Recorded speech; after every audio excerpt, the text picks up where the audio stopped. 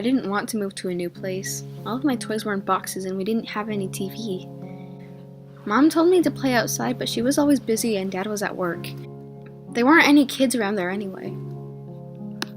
Mom told me to explore the house, but I didn't like to. The house was empty except for boxes.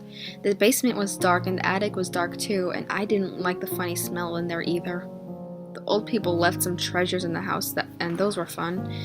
I found some shiny spikes that Mom called jacks. She said that they were for a game, but I needed a ball to play it.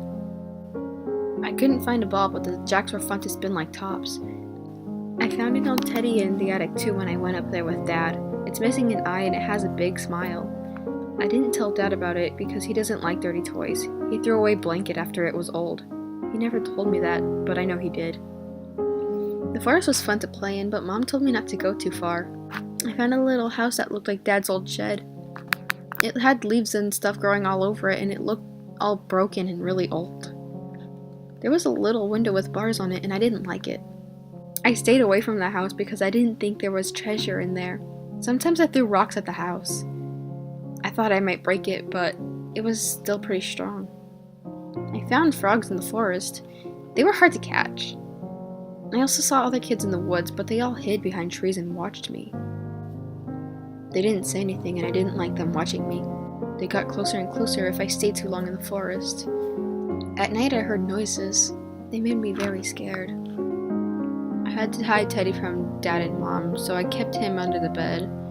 But when the noises got louder, I would hold him tight and he would make me feel better. The noises got real bad when it was really late. It was the kids in the forest crying. They got louder when they were closer to the house. I never told Mom or Dad about them because grown-ups always think that I'm dreaming when I'm not. I felt safe with Teddy anyway, so I didn't need to sleep in their room. I started to hear their voices one night. They were whispering real quiet outside, but I could hear them whispering. They were outside under my window and they were looking up into my room. In the night they glowed pale green like my star stickers, but brighter. I didn't like to look at them. They had holes instead of eyes. When they got louder, I held Teddy closer. They went away in the morning. One night I heard Teddy talking. He had a soft voice. I was crying because the whispers were getting louder. He told me that it was going to be alright. He promised to keep me safe. In the morning, when the children went back into the forest, I talked to Teddy. "Are you a good guy?" I asked Teddy. I made sure Dad and Mom were busy so they wouldn't find us.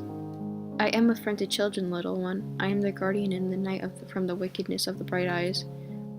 I have protected many children from those creatures, and I will protect you too." "Who are they?" I asked Teddy. "They want to take you away, little one. They want to hurt you. I am old and I am weak, but I can protect you for a while longer. I appear to the children who need me. Those things aren't children. They hide what they really are inside the skin of children. I have fought them for such a long time, but they grow strong as I grow weak." Every night Teddy would stay with me. The bright eyes came closer and closer though. They would float up to the window and stare inside. They whispered their noises to me and Teddy told me to shut my ears with my hands while he kept from coming inside. He told me that he was getting weaker and that's why the child monsters tried to get me. One night they got into the house. They came up the stairs and started scraping my door. I had to sit against the door to keep them from coming in. Their whispers were loud enough that I could hear them. They kept saying, "Come play, come play. Come. Teddy watched over me while I was sleeping. In the morning, Mom found me sleeping on the ground. She asked what was wrong, but I was afraid she would take Teddy away, so I couldn't tell. Teddy told me in the morning that he was too weak to protect me for much longer.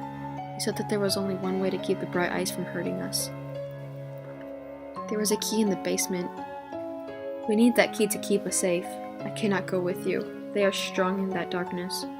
They will sense me if I go down there, and they would take me from you. But they will not see you. They are asleep when the morning sun is up. I need you to go down and get the key." "I don't want to go down there, Teddy," I told him, hugging him. "What if they try to hurt me?" "I'm sorry, little one, but without the key, neither of us will be safe for much longer. You can get the key, I cannot." "How will I find it?" I asked him. "They will be guarding it. They know that with it, we can be safe from them. One of them will be holding it. You must take it without waking them. I will wait here for you." I didn't want to go down there, but I couldn't let them take Teddy away. I was scared, but I went down the stairs quietly. Teddy waited at the top watching me. He was quiet too, so he wouldn't wake them up. I found them in the corner of the basement, hiding behind a lot of boxes. They were glowing in the dark, and they were curled up together. They shook like they were cold, and they sounded like they were crying. I was afraid. They didn't see me. Their eyes were closed like Teddy said. One of them was holding a string tied to the key. I sneaked after them, hiding behind boxes. I wanted to cry without Teddy there with me. I got closer to them. I held my breath tight, and I was very quiet. I got very close, and I reached up for the key when the one holding it opened its eyes. It looked at me. Its eyes were empty. I screamed but grabbed onto the key and turned around, pulling it away until the string broke. They got up and started coming after me, yelling, "No, stop!" They chased me. I tripped on the stairs, and I heard them sliding up behind me like snakes. I got back up and ran up the stairs as fast as I could while they tried to grab my legs. I got upstairs before them and closed the door. I heard them on the other side. They were still yelling and hitting the door. I held the key tight. I looked down at it. It was black and plain, like an old-fashioned kind. I didn't like how it looked. Then I noticed Teddy was gone. I called for him, but he didn't answer. I didn't know where he went. He said that he would wait, but he was gone. I started crying. Dad found me when the bright eyes stopped making noises. He asked me what was wrong and why I yelled. I couldn't tell. I hid the key so he wouldn't find it. I knew that Teddy had to hide too. That's why he wasn't there. Dad was very angry. He told me not to yell except if it was an emergency.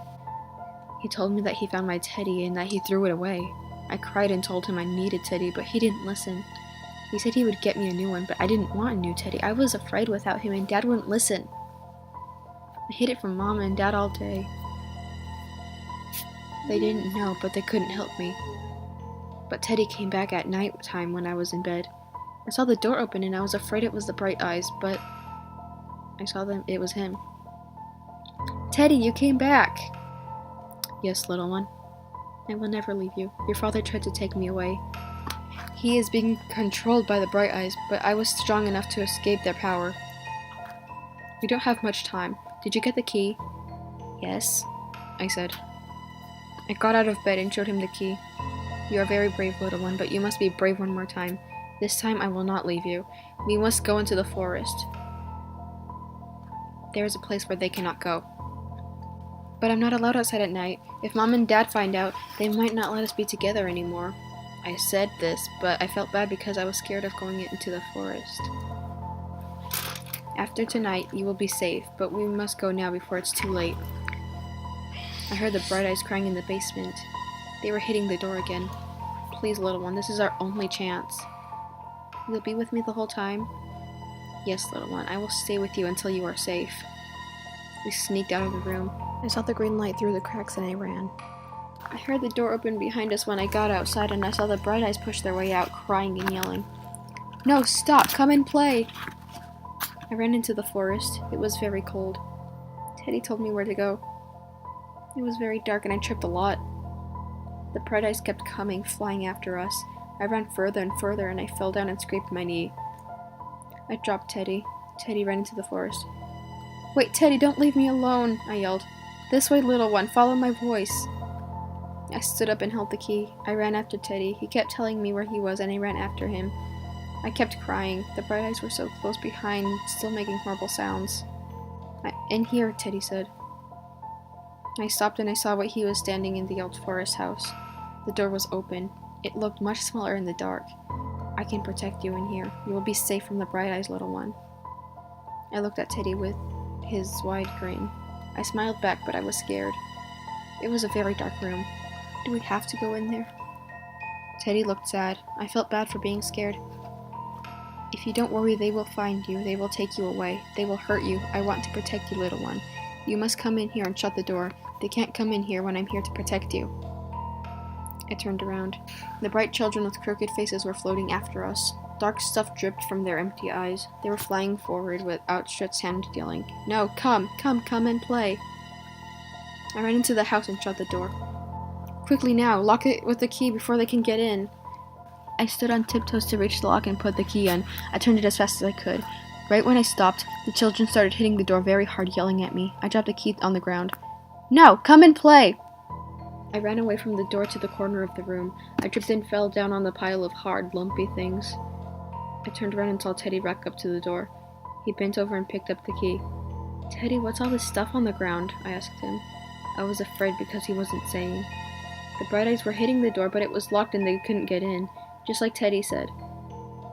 He walked toward me. I heard something rip and his button eye fell off and rolled onto the ground. The fur on his face began to rip and two glowing red holes appeared. They got real wide and bright and lit up his face. He smiled real big and his mouth began to rip open too. He made a sound like Grandpa used to make when he was sick. I cried. I ran away from Teddy and I started to hit the door with my fists. It was locked up tight. Teddy's eyes got really bright and lit up the room like a nightlight. Two long cracking arms with knives instead of hands came out of his mouth and began to scrape against the floor, pulling Teddy toward me. I crawled back to the corner. I fell on one of the lumpy things underneath me and hurt my hand. They were white and hard and had scratches all over them. There were lots and lots of them all over. "What are you doing, Teddy? Please stop. You're frightening me." I cried as he came closer. The children were yelling to me from the darkness. They reached through the bars of the window. I finally knew what they were saying. They weren't saying, "Come and play." They were saying, "Run away."